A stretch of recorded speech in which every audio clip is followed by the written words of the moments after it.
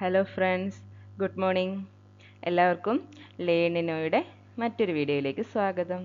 Okay, ഇന്നത്തെ വീഡിയോയിൽ നമ്മൾ ഡ്രാഫ്റ്റ്സ്മാൻ സിവിൽ ഇൻഡസ്ട്രിയൽ ട്രെയിനിങ് ഡിപ്പാർട്ട്മെൻറ്റിൻ്റെ ഡീറ്റെയിൽഡ് സിലബസ് ആണ് ഡിസ്കസ് ചെയ്യുന്നത്.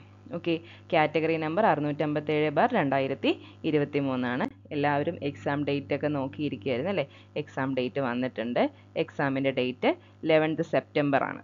ഓക്കെ, കൺഫർമേഷൻ കൊടുക്കാനുള്ള കൺഫർമേഷൻ ആക്റ്റീവ് ആയിട്ടുണ്ട് PSC പ്രൊഫൈലിൽ. ഓക്കെ, അത് 23 ജൂൺ തൊട്ട് 12 ജൂലൈ വരെ അവൈലബിൾ ആണ്. എല്ലാവരും മറക്കാതെ കൺഫർമേഷനൊക്കെ കൊടുത്തിട്ട് എക്സാമിനുള്ള പ്രിപ്പറേഷൻ സ്റ്റാർട്ട് ചെയ്തോളൂ. ഓക്കെ, അപ്പം നമ്മൾ സിലബസിലേക്ക് നോക്കുമ്പം നമുക്ക് 10 മോഡ്യൂളായിട്ടാണ് ഏകദേശം ഡിവൈഡ് ചെയ്തിട്ടുള്ളത്. ഓക്കെ, ആദ്യത്തെ മോഡ്യൂളിൽ ബിൽഡിംഗ് മെറ്റീരിയൽസ് ആണ്, അതിന് 15 മാർക്കാണുള്ളത്. ഓക്കെ, അടുത്ത മോഡ്യൂൾ കൺസ്ട്രക്ഷൻ ടെക്നോളജിയാണ്, അതിനും 15 മാർക്കാണുള്ളത്. ഓക്കെ, മൂന്നാമത്തെ module building drawing and planning ആണ്, അതിന് 10 മാർക്കാണുള്ളത്. ഓക്കെ, അടുത്തത് നമ്മൾ RCC ആൻഡ് സ്റ്റീൽ സ്ട്രക്ചേഴ്സ് ആണ്, അതിനും 10 മാർക്കാണ് വരുന്നത്. ഓക്കെ, പിന്നെ അടുത്തത് വരുന്നത് public health and sanitary engineering ആണ്, അതിന് 5 മാർക്കാണ് വരുന്നത്. ഓക്കെ, അടുത്തത് road, railways, bridges and tunnels ആണ്, നമ്മുടെ ട്രാൻസ്പോർട്ടേഷൻ എഞ്ചിനീയറിംഗിൽ വരുന്ന സബ്ജക്റ്റുകളൊക്കെ, അത് 10 മാർക്കിനാണ് വരുന്നത്. ഓക്കെ, ഇറിഗേഷൻ എഞ്ചിനീയറിംഗ് എന്നുള്ള subject, irrigation 10 mark, irrigation hydrology എല്ലാം കൂടെ 10 മാർക്കിന്. ഓക്കെ, അടുത്തത് എസ്റ്റിമേറ്റിംഗ് ആൻഡ് കോസ്റ്റിംഗ് എന്നുള്ളത് 5 മാർക്കാണ്.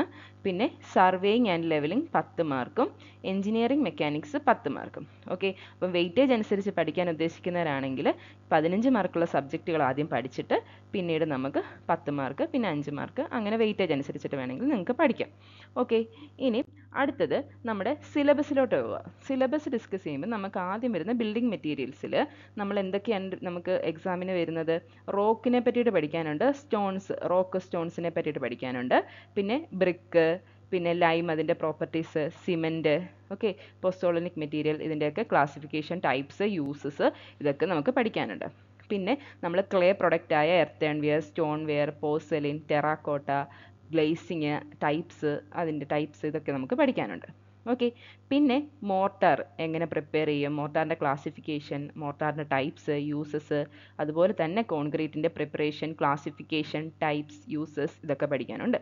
ഓക്കെ, പിന്നെ വരുന്നതാണ് ടിമ്പർ, ടിമ്പറിൻ്റെ സ്ട്രക്ചർ, ടിമ്പറിൽ വരുന്ന ഡിഫക്റ്റുകൾ, ടിമ്പറിൻ്റെ ക്ലാസിഫിക്കേഷൻ, നമ്മുടെ സീസണിങ് മെത്തേഡ്സ്, ടിമ്പർ എങ്ങനെയൊക്കെ സീസൺ ചെയ്യും, അതിൻ്റെ യൂസസ്. ഓക്കെ, അതുപോലെ തന്നെ ആർട്ട് മിക്സ്ചേഴ്സ്, സിമെൻറ്റ് മോർട്ടാറിലും സിമെൻറ്റ് കോൺക്രീറ്റിലൊക്കെ യൂസ് ചെയ്യുന്ന ആർട്ട് മിക്സ്ചേഴ്സിൻ്റെ ക്ലാസിഫിക്കേഷൻ, അതിൻ്റെ ടൈപ്സ്, യൂസസ്, ഇതൊക്കെ വരുന്നുണ്ട്. പിന്നെ അതുപോലെ തന്നെ വരുന്നതാണ് പെയിൻറ്റ്, വാർണിഷ്, മെറ്റൽസ്, ഓക്കെ, പിന്നെ പ്ലാസ്റ്റിക്സ്, അതിൻ്റെ ക്ലാസിഫിക്കേഷൻ, ടൈപ്സ്, യൂസസ്. ഓക്കെ, അപ്പം ബിൽഡിംഗ് മെറ്റീരിയൽ 15 മാർക്കിനാണ്. ഇത്രയും ടോപ്പിക്കുകളാണ് ബിൽഡിംഗ് മെറ്റീരിയൽസിൽ നിന്ന് നമുക്ക് എക്സാമിന് പഠിക്കാനുള്ളത്. ഓക്കെ, അടുത്തത് വരുന്നത് കൺസ്ട്രക്ഷൻ ടെക്നോളജി എന്ന് പറഞ്ഞൊരു മോഡ്യൂളാണ്. ഓക്കെ, അതിനും 15 മാർക്കാണ് വെയിറ്റേജ് വരുന്നത്. ഓക്കെ, അതിൽ നമ്മൾ components of buildings, stone masonry, brick masonry, ഓരോരോ ബോണ്ടുകളൊക്കെ ഇല്ലേ, പിന്നെ ഹോളോ ബ്ലോക്സ്, പിന്നെ കോമ്പോസിറ്റ് മേസണറി, അതിൻ്റെ elements, classification, types of bond, ഇതൊക്കെ അതിൽ വരും. പിന്നെ ആർച്ച്, അതിൻ്റെ ടൈപ്സ്, സെൻറ്ററിങ്, ഓക്കെ, ലിൻഡലിനെ പറ്റിയിട്ട് വരുന്നുണ്ട്. പിന്നെ RCC ഫൗണ്ടേഷൻ ഉണ്ട്. Okay, RCC foundation, shallow foundation, deep foundation, അതിൻ്റെ ടൈപ്സ്, വെൽ ഫൗണ്ടേഷൻ, നമ്മൾ വേറെ യൂസ് ചെയ്യുന്ന സ്പെഷ്യൽ ഫൗണ്ടേഷനുകളെ പറ്റിയിട്ട്, പൈൽ ഫൗണ്ടേഷൻ, ഓക്കെ, ഇനി ഫൗണ്ടേഷൻസ് ബ്ലാക്ക് കോട്ടൺ സോയിൽ വരുമ്പോൾ എങ്ങനെയാണ്, ഇങ്ങനെയുള്ള കൺസ്ട്രക്ഷൻ ടെക്നോളജി റിലേറ്റഡ് ആയിട്ടുള്ള കാര്യങ്ങളൊക്കെ നമുക്ക് സിലബസിൽ വരുന്നുണ്ട്. പിന്നെ പെർമനൻ്റ് ആൻഡ് ടെമ്പററി സ്ട്രക്ചേഴ്സ്, അതായത് ലൈഫ്, പെർമനൻ്റ് ആൻഡ് ടെമ്പററി സ്ട്രക്ചറിൻ്റെ ലൈഫ്, സബ്സ്ട്രക്ചർ, സൂപ്പർ സ്ട്രക്ചർ, പിന്നെ എന്തെങ്കിലും ലോഡ് ബിയറിംഗ് സ്ട്രക്ചറുകളെ പറ്റിയിട്ട്, ക്യാവിറ്റി വോള്, ഫ്രെയിംഡ് സ്ട്രക്ചർ, പിന്നെ ഫോം വർക്കിനെ പറ്റിയിട്ട്, സ്കാഫോൾഡിങ്, ഷോറിങ്, അണ്ടർ പിന്നിങ്, അതിൻ്റെ പർപ്പസ്, പാർട്സ്, പിന്നെ പാർട്ടീഷൻ എന്തിനു വേണ്ടിയിട്ടാണ്, റിക്വയർമെൻറ്റ് എന്താണ്, പാർട്ടീഷൻ ടൈപ്സ് എന്താണ്, പിന്നെ treatment for building structure, damp proof ഒക്കെ ആയിട്ട് കൊടുക്കത്തില്ലേ, ഡാം പ്രൂഫ് കോഴ്സായിട്ട് കൊടുക്കും, ആൻറ്റി ടെർമൈറ്റ് ട്രീറ്റ്മെൻറ്റ് കൊടുക്കും. ഓക്കെ, ഇനി വെതറിംഗ് കോഴ്സ്, ഓക്കെ, വെതറിംഗ് കോഴ്സിൽ യൂസ് ചെയ്യുന്ന മെറ്റീരിയൽസ്, അതിൻ്റെ പ്രോപ്പർട്ടീസ്, ഫംഗ്ഷന്, ടൈപ്പ്, പിന്നെ ഫയർ പ്രൂഫിങ്ങിനെ പറ്റിയിട്ട് വരുന്നുണ്ട്. പിന്നെ കാർപ്പൻട്രി ജോയിൻസ്, അതിൻ്റെ ടേംസ്, ഓക്കെ, പിന്നെ ഡോർ, വിൻഡോ, വെൻറ്റിലേറ്റേഴ്സിനെ പറ്റിയിട്ട് പഠിക്കണം. പിന്നെ ഫ്ലോറ്, റൂഫ് കവറിങ്, അതിൻ്റെ പർപ്പസുകൾ, റൂഫ് കവറിങ് മെറ്റീരിയൽസ്, പിന്നെ ഡോം, അതിൻ്റെ കമ്പോണൻസ്. ഓക്കെ, അപ്പോൾ ഇത്രയൊരു വലിയൊരു സിലബസാണ് നമുക്ക് കൺസ്ട്രക്ഷൻ ടെക്നോളജിയിൽ വരുന്നത്. ഓക്കെ, ഇനി അടുത്തത് building drawing and planning. Building drawing and പ്ലാനിങ്ങിന് നല്ല വെയിറ്റേജ് ഉണ്ട്, 10 മാർക്ക് വെയിറ്റേജ് ഉണ്ട്. ഓക്കെ, അപ്പം ഡ്രോയിങ് ലേ ഔട്ടിനെ പറ്റിയിട്ട് lines, lettering, dimensions, scales, projections, പിന്നെ ഇമ്പോർട്ടൻസ് ഓഫ് BIS, പിന്നെ introduction of code of practice for architecture and building drawing IS 962 1989 specify ചെയ്തിട്ട് പറയുന്നുണ്ട്.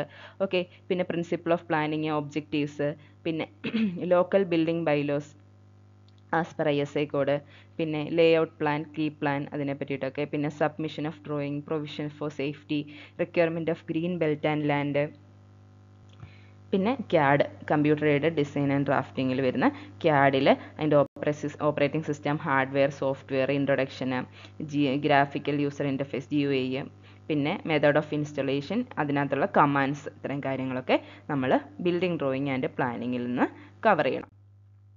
അടുത്തത് RCC ആൻഡ് സ്റ്റീൽ സ്ട്രക്ചേഴ്സ്. അതിന് 10 മാർക്കാണ് വെയിറ്റേജ് ഉള്ളത്. ഓക്കെ,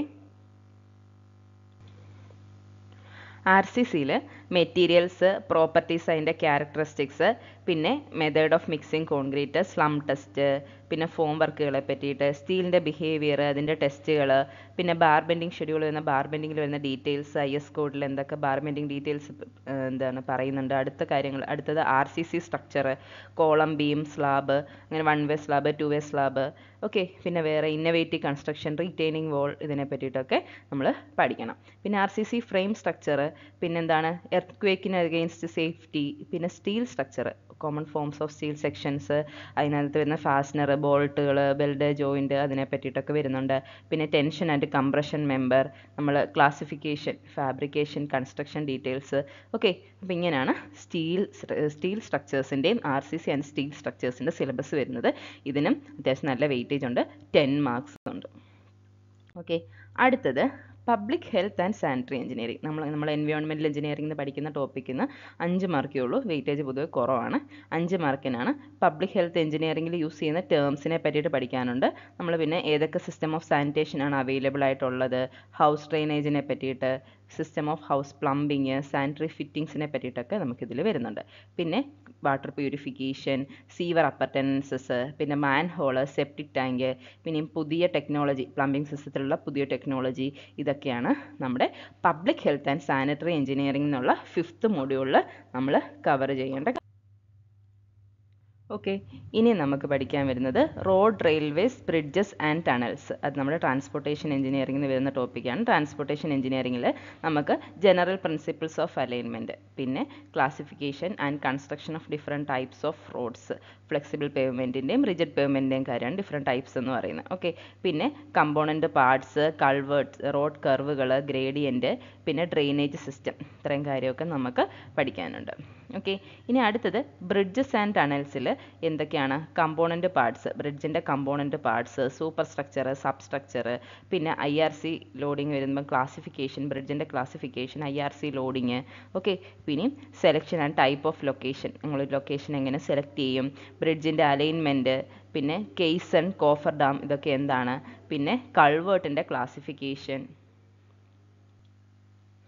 ഓക്കെ, പിന്നെ നമുക്ക് പഠിക്കാനുള്ള ടണൽസിനെ പറ്റിയിട്ടാണ്. ഓക്കെ, ടണൽസിൻ്റെ റൂൾസ്, ഏതൊക്കെ റൂൾസാണ്, ഡിഫറെൻറ്റ് ടൈപ്സ് ഓഫ് മെമ്പേഴ്സിനെ പറ്റിയിട്ട്, ഓക്കെ, അതിനെ പറ്റിയിട്ടൊക്കെ ടണലിങ്ങിനെ പറ്റിയിട്ട് നമുക്ക് പഠിക്കാനുണ്ട്. ഇനി അടുത്ത് വരുന്നതാണ് റെയിൽവേസ്. റെയിൽവേസിൽ permanent way, rail gauge, functions, പിന്നെ കമ്പോണൻറ്റ് പാർട്സിൻ്റെ requirements, types, length of rail, പിന്നെ welding of rail, coning of wheels. Okay, ഇതൊക്കെ നമുക്ക് പഠിക്കാനുണ്ട്. ക്രീപ്പ്, ബെൻഡിങ് ഓഫ് റെയിൽ, ഇതിനെ പറ്റിയിട്ടൊക്കെ പഠിക്കണം. ഓക്കെ, പിന്നെ causes and prevention of creep, fixtures, fastenings, joints types, പിന്നെ റെയിൽവേ സ്റ്റേഷൻ യാർഡ്, ഇതിനെ പറ്റിയിട്ടൊക്കെ നമുക്ക് പഠിക്കാനുണ്ട്. ഓക്കെ,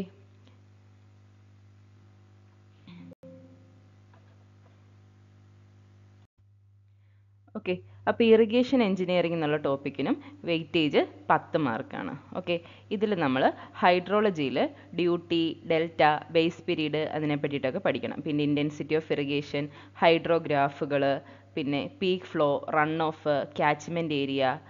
ഓക്കെ, പിന്നെ rabi crop, kharif crop, culturable command area, okay, ഇതിനെ പറ്റിയിട്ടൊക്കെ നമുക്ക് ഇറിഗേഷൻ എഞ്ചിനീയറിംഗിൽ പഠിക്കണം. പിന്നെ നമ്മൾ storage and diversion head work, അതിൻ്റെ characteristics, types, okay, dam, barrage, weir ഒക്കെ വരുന്നില്ലേ, അതിൻ്റെയൊക്കെ ടൈപ്സ്, ക്ലാസിഫിക്കേഷൻ, അതിൻ്റെ പർപ്പസ്, ഇതൊക്കെ നമുക്ക് പഠിക്കണം.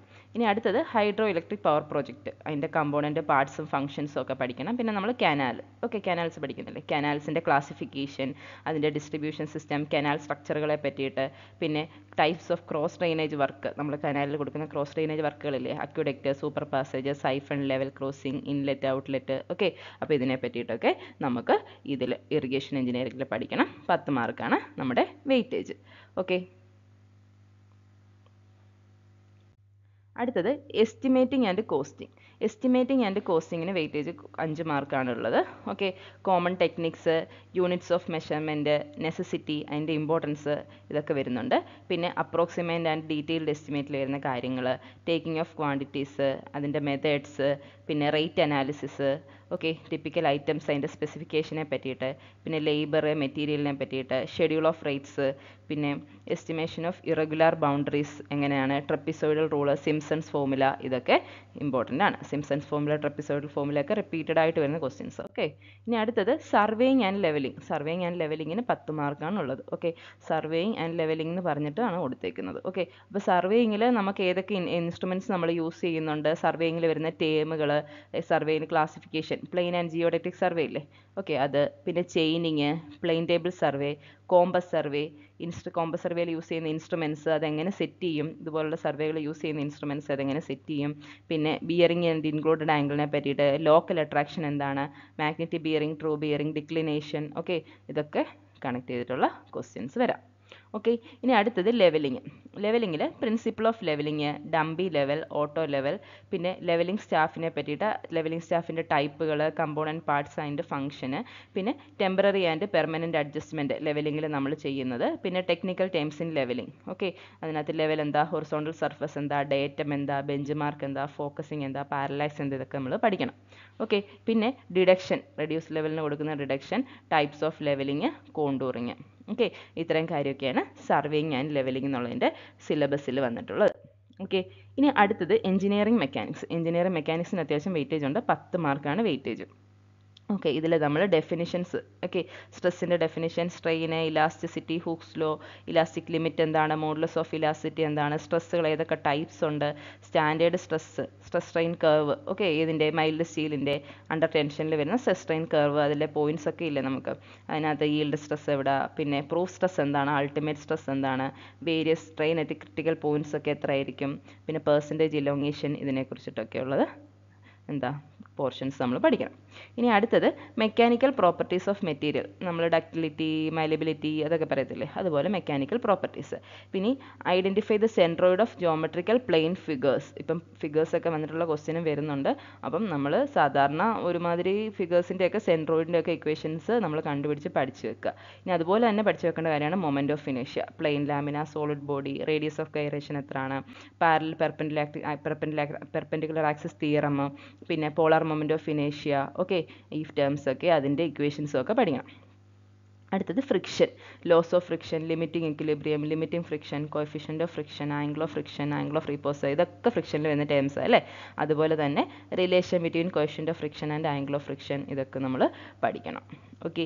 ഇനിയും റെസല്യൂഷൻ ഓഫ് ഫോഴ്സസ്, അതായത് ഓർത്തോഗണൽ കമ്പോണൻ്റ് ഓഫ് ഫോഴ്സ് ആയ പ്രിൻസിപ്പിൾ ഓഫ് ട്രാൻസ്മിസിബിലിറ്റി, ഇതൊക്കെ പഠിക്കണം.